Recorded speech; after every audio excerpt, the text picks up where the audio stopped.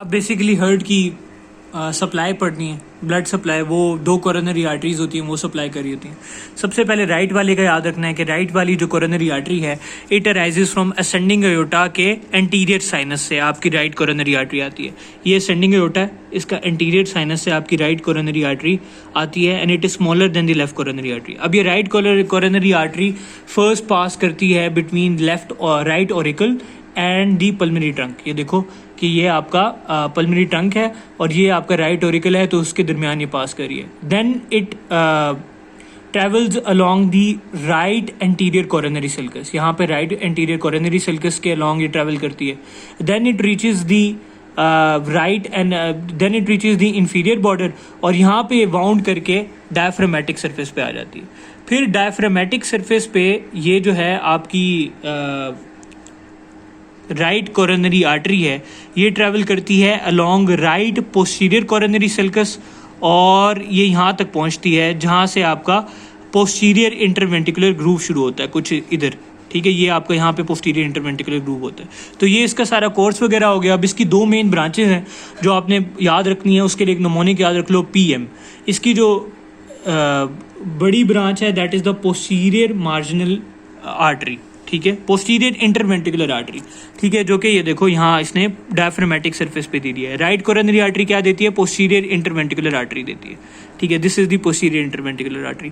और एक और आर्टरी भी ये देती है, देखो यहाँ पे भी इसने दिखाई भी है कि जो राइट कोरोनरी आर्टरी है it is giving out posterior interventricular artery, सही है। उसके बाद एक और इंपॉर्टेंट ब्रांच जो है इसकी राइट मार्जिनल वेन है। तो दो इसकी लार्जर ब्रांचेस कौन सी हैं? पोस्टीरियर इंटरवेंटिकुलर आर्टरी और राइट मार्जिनल ब्रांच। उसके बाद इसकी स्मॉल ब्रांचेस भी होती हैं कुछ, वो आपने याद रखनी है। नोडल होती है, राइट एट्रियल होती है, इनफेंडिबुलर होती है, टर्मिनल होती है, राइट वेंट्रिकुलर होती है और कॉनस होती है। तो इसके लिए AVCITN याद रख लो। A से क्या हो जाएगा?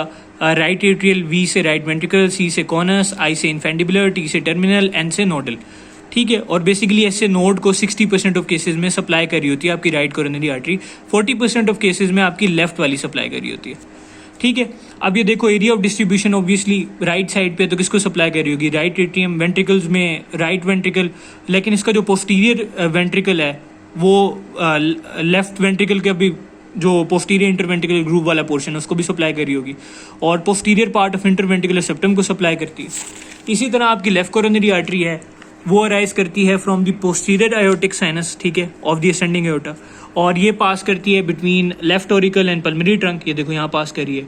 ये शुरू में ही एंटीरियरली एक ब्रांच देती है that is called the anterior interventricular branch, ठीक है, और फिर ये पीछे जाती है अलोंग लेफ्ट बॉर्डर, ये वाउंड करती है और डायफ्रामेटिक सरफेस पे आ जाती है, ठीक है। तो इसकी एक मेन ब्रांच हमें यहीं से पता चल गई that is the anterior interventricular branch. और इसकी एक और मेन ब्रांच है that is the diagonal branch, जो कि यहाँ कहीं जा रही है, ये वाली जो है डायगोनल ब्रांच है। तो दो इसके आपको ब्रांचेस याद होगी, मेन वाली कौन सी? एंटीरियर इंटरवेंटिकुलर और डायगोनल। स्मॉल ब्रांचेस इसकी 3 हैं, वो हैं लेफ्ट एट्रियल, पल्मोनरी और टर्मिनल। अब बेसिकली किसको किसको चीज़ों को सप्लाई करिए? लेफ्ट एट्रियम, लेफ्ट वेंट्रिकल सारा तकरीबन, और लेफ्ट वेंट्रिकल सारा तकरीबन, लेकिन उस हिस्से के अलावा जिसको ये पोस्टीरियर इंटरवेंटिकुलर आर्टरी सप्लाई कर रही है यहाँ पे, ठीक है। और इसी तरह ये जो है आपके राइट जो है वेंट्रिकल उसको भी सप्लाई करती है जहाँ जहाँ उसकी ये वाली ब्रांच है, एंटीरियर इंटरवेंटिकुलर ब्रांच है, ठीक है। अब कार्डिक डोमिनेंस का आपने याद रखना है कि जो आपकी लेफ्ट या राइट कोरोनरी आर्टरी में से जो आपकी पोस्टीरियर इंटरवेंटिकुलर आर्टरी देती है ना, तो उसको हम कार्डिक डोमिनेंस, मतलब कि नॉर्मली कौन सी दे रही होती है? पोस्टीरियर इंटरवेंटिकुलर आर्टरी राइट वाली दे रही होती है। 90% केसेस में ये होता है। 10% केसेस में क्या होता है कि लेफ्ट कोरोनरी आर्टरी देती है। तो उस केस में आप हार्ट को कहते हो कि इट इज लेफ्ट डोमिनेंट। अब आपने कोलैटरल सर्कुलेशन कार्डिक एनास्टोमोसिस का याद रखना है कि इट फॉर्म एनास्टोमोसिस विद वैसा vasorum of the aorta, vasa vasorum of the pulmonary trunk, internal thoracic artery, bronchial arteries and the phrenic arteries. लेकिन इस कोलैटरल सर्कुलेशन का कोई काम नहीं होता अगर कोरोनरी आर्टरी ब्लॉकेज हो जाए, ठीक है, ये बात भी आपने याद रखनी है। उसके बाद वेन्स हैं। वेन्स में जो सबसे इंपॉर्टेंट वेन है, पहले आपको नाम याद होने चाहिए। नाम इसके हैं सबसे इंपॉर्टेंट, जिसमें कोरोनरी साइनस है, फिर ग्रेट कार्डिक वेन है, स्मॉल कार्डिक वेन है, आपकी मिडिल कार्डिक वेन है, उसके बाद आपकी राइट मार्जिनल वेन आ जाती है, posterior vein of the left ventricle आ जाती है और oblique vein of the left atrium आ जाती है। तो ये बहुत आसान है। सबसे पहले कोरोनरी साइनस का याद रख लो कि ये जो आपका पोस्टीरियर कोरोनरी सिल्कस है, ये देखो ये डायफ्रामेटिक सरफेस है, ये इंटीरियर सरफेस है, पोस्टीरियर सरफेस है। इंटीरियर सरफेस मैंने आपको बताया था राइट और लेफ्ट पार्ट में कोरोनरी सिल्कस डिवाइडेड होता है, पोस्टीरियर सरफेस में सिर्फ एक ही होता है, ठीक है। This is the posterior coronary सिल्कस।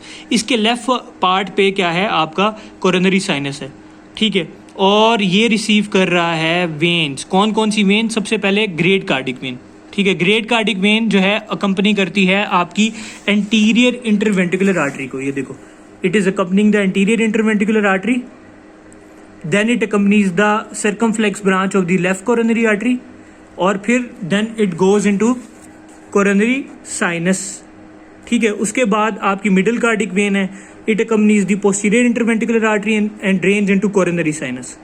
उसके बाद जो है आपकी स्मॉल कार्डिक वेन है, ठीक है, it also drains into the coronary sinus. तो ये 3 वेन्स जो ड्रेन करती हैं कोरोनरी साइनस में, ठीक है। उसके बाद आपने याद रखना है कि जो posterior vein of left ventricle है वो भी कोरोनरी साइनस में ड्रेन करती है।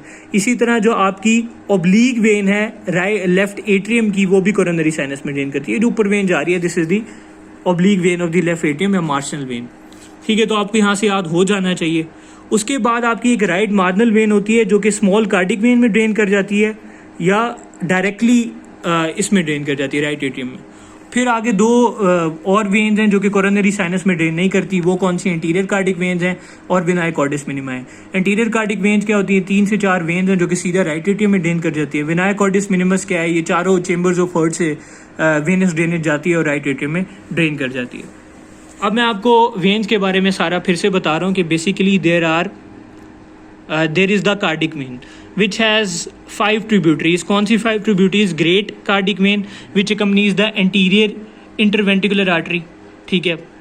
उसके बाद middle cardiac when which accompanies the posterior interventricular artery. Small cardiac when, ठीक है, which lies along the right coronary artery, और इसके अंदर यहाँ आके ड्रेन कर गई है, और it also receive the right marginal vein यहाँ से।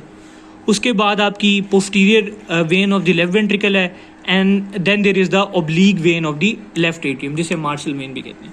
लिम्फेटिक्स ऑफ द हार्ट जो है लेफ्ट और राइट में डिवाइडेड होते हैं। लेफ्ट ब्रेकियोसेफेलिक में, राइट ब्रेकियोसेफेलिक में ड्रेन करती है और लेफ्ट ट्रेकियोब्रोंकल में से ड्रेन करती है।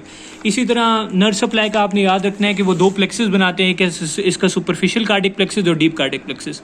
सुपरफिशियल कार्डिक प्लेक्सेस आपका जो है सर्वाइकल कार्डिक ब्रांच और सुपीरियर गैंग्लियन एक ब्रांच देती है, और एक ब्रांच आती है इसकी फ्रॉम लेफ्ट वेगस की इंफीरियर ब्रांच।